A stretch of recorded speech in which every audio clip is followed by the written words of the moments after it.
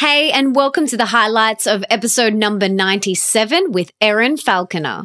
Some of my favorite parts of this episode were when she shares her top tips for beating procrastination. And I also love when she shares the powerful personality traits that she attributes her success to and the best exercise to do less and achieve more of what your heart desires in your life and career. But there is so much more wisdom and inspiration that you get in the full episode. So, to listen to the full podcast and to get all the info in the show notes, head to melissaambrosini.com/97 right now.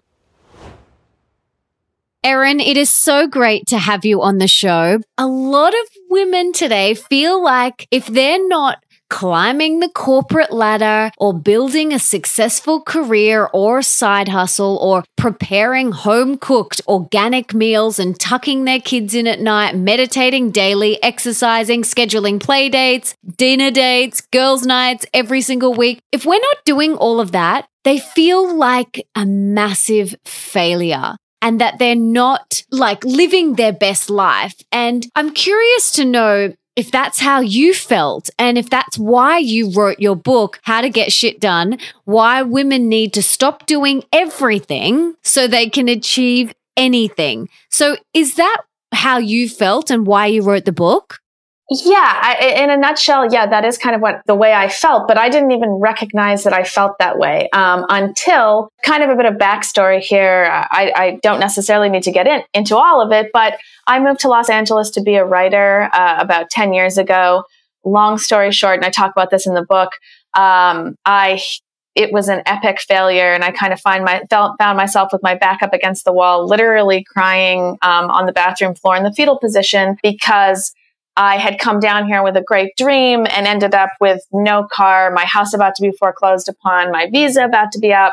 And so I really was like, oh my God, how did I get in this position? So my options were to go home with my tail between my legs back to Canada, where I'm from, and kind of admit defeat, or try and figure out in a very quick way some solution that I could stay here and keep kind of pursuing my dream. So I put out like 100 emails on Craigslist, which I don't know if you guys have Craigslist over there, but it's basically among other things, there's job boards, and got one response back. And that response was for a job, a $15 an hour copywriting job. And I had literally, it was take that job or go back to Canada. And when I moved to Los Angeles, that is not the kind of writing job that I was looking for. But I said, okay, I'm going to take this, and I am literally going to make the most of this job. I don't know what's going to happen, but I'm going to try my hardest. This is my last chance. Again, long story short, I'm happy to get into the details, but I was able to take that job, that $15 an hour copywriting job, turn it into Pick the Brain, which is my current blog.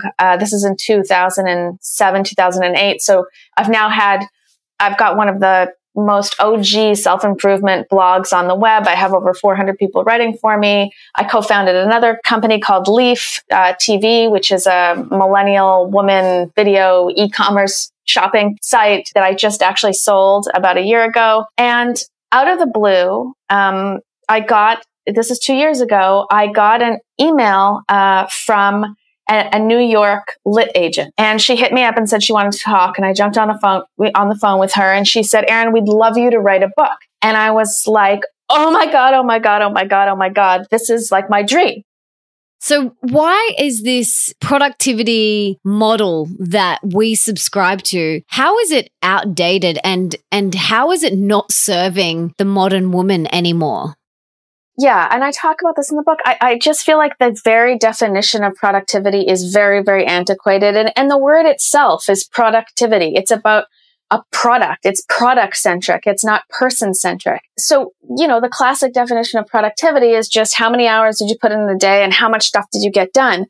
I don't think it should be a question of necessarily how much you get done in a vacuum. I think the idea is that you have to take the time to understand who you are and what you really want and what you really want to accomplish in your life and what your set of moral values and what your set of personal goals are, and have those really locked down. Start to create a system for yourself where everything you're doing in the day, both professionally and personally, is consciously moving those things forward. And the things that aren't moving your personal goals and your personal agenda forward, you have to find a way over time to minimize and ultimately let go of. And so the idea is not that you're doing more. The idea is actually that you're doing more of what moves the needle for you personally and less of everything else altogether. I am a huge proponent of writing things down, because when you put things on paper or if you type them in, into your computer, once you have those everything down in black and white, there's a real accountability around that, as opposed to just living in your head. I know you talk about procrastination and motivation and organization in your book, so let's break them down. If someone listening is struggling with procrastination, what can they do? How can they move through it and start focusing? What can we do today to do that? Well, I think the first thing you got to try and understand is why you're procrastinating in the first place. Because a lot of times, and when people write me all the time on my, through my blog, and they say that exact thing. I'm having so much trouble. I can't get the work done. I'm procrastinating, and I say to them, well, what work are you doing? Well, I'm doing this. Well, why are you doing that? Well, that's my job. But why is that your job? You've got to get to the core of why you're doing the things you're doing. And if you don't understand the why, it's very hard to get past procrastination. Conversely, if you do understand the why, it's a lot easier, right? So it's not like I'm doing this report because I have to, right? I'm doing this report, and if I do this report, this will get me to this place. And if I do a good job on it, this will get me to this place. And you figure out what the whys are. All of a sudden, that becomes a much more compelling proposition. So yeah, that's the first thing, is really understanding the why. And then the other thing is, a lot of people, they don't understand. They have a lot of subconscious fear, and that's really what's holding them back. They're scared to put themselves out there in their work. They're scared that they're going to do something and then they're going to be criticized, or it's not going to be good enough. And so often, a lot of times, fear is what's holding you back. What are some ways that you find your flow, and do you have an issue with staying motivated? I don't personally have an issue with staying motivated. I'm lucky enough that, again, probably like you, I've been pretty razor focused on what I want, and I've had many failures. As I said, I mean, I started talking to you saying I was down and out in LA big time. My eye has always kind of been on the ball, and so I think, again, for motivation, just like procrastination, it's when you find that thing that lights your fire, when you find those things that give you energy as opposed to deplete your energy, it is amazing how the motivation comes so naturally.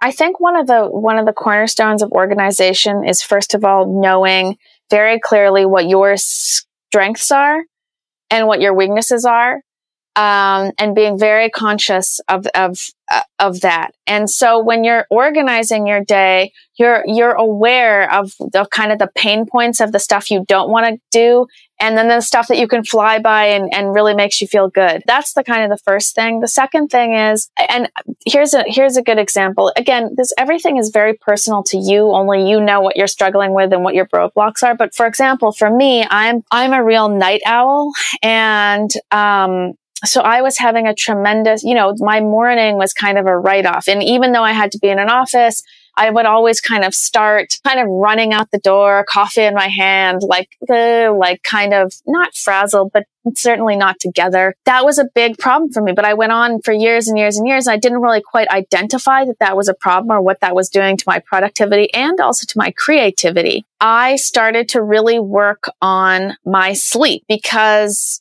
that was the cornerstone of why I was getting out of bed groggy and all of that kind of stuff. And so I made that a real personal project of mine. And over the last 2 years, I've been able to now get into the zone where I'm getting, close to 8 hours of sleep a night. I'm waking up. I have a solid morning routine. I think it's all about finding your own personal recipe, your own personal formula, what works for you. For example, for me, I absolutely cannot stand grocery shopping. I've got girlfriends that love it. They're wonderful cooks and they love to spend time in each aisle smelling every orange or each piece of garlic or whatever the hell they do. I am the opposite. I just want to get out of there. I'm always freezing cold. I forget half the things that I'm supposed to be buying because I want to get out of there. This is not a good use of my time, right? It's something that brings me down, and it used to be a necessary evil, but today it is an unnecessary evil for me. I can have somebody do that, and it costs about $5.99. Now, one of the things that I've heard people say is, yeah, but I don't have money to do this type of stuff. The fact of the matter is, and I give them this example, if it costs $5.99 to do this, to have somebody come and, get the groceries that I want and deliver them to my house, that $5.99 saves me an hour of time. Have you found that women striving for perfectionism be very detrimental to them? Absolutely, because I feel like perfectionism, number one, it doesn't really exist. There is nothing perfect. So you're chasing something that doesn't really exist. That becomes a futile endeavor, which again, it's chasing something that you're never going to catch, first of all. Second of all, perfection, I guess if you could articulate what your perfect situation was, all you're doing is you're not being true to who you really are, because perfection is a generic concept. So you're chasing something, A, that you're never going to get, and B, even if you did achieve it, it's generic. It's not custom to you. You've got to find your own path, your own rhythm. I'd love to hear now, what do you attribute your success to? I would attribute my success to a couple of things. Number one, just perseverance. And let me back that up. Perseverance is kind of second. The first thing is, and I can't underscore this enough, we all have a voice inside us. We all have the answers inside us. They don't come instantly. They don't come all the time when you want them. But if you are listening, and if you can find focus, and if you can tune into yourself, you will find everything you need. The answers are there. And for whatever reason, I have always had the ability to listen to myself, especially when things weren't going the way I wanted them to go. I've always had faith in the voice that is inside me. And so that would be my biggest, absolutely my hands down biggest thing that I think has been a differentiator for whether I've found success or whether I failed. And then perseverance, just being kind of really laser focused on following that voice, even in the face of great struggle. How has motherhood changed you? I gotta say, like, for all of the best laid plans that I've tried to do for like 35 years, when, as you know, you have a son also, when that little baby comes along, you get lean really fast, in terms of like the stuff you need to get out of your life, because it's just unbelievable the focus that this little baby needs from you, and the attention and the love. And so you got to learn fast, about what to let go of. And so it's been a really kind of interesting catharsis, this kind of forced letting go of stuff, but also super liberating. And I just want to be as free as possible to absorb all of these great first moments, and really, I don't know, really be present and really enjoy this new way of life. But man, I mean, the amount of sleep after spending 2 years trying to work on my sleep and actually mastering it, and now I'm like, sleep, what is that? So yeah, it's been interesting to try. I was very fortunate because I sold my other company, Leaf, when I was 4 or 5 months pregnant. So I actually had this great, it wasn't planned, but I kind of had this great situation where my 9 to 5 kind of went away just as I was heading into the second half of my pregnancy. And then once George was born, I had a lot more free time just to kind of devote to him. Although, I'm doing the blog and the book came out, and I also have a podcast. So I am doing a lot of work, but it's not 9 to 5 work. It's stuff that I've had to be really creative about finding the time for. But I feel very lucky that I do have so much flexibility during this time.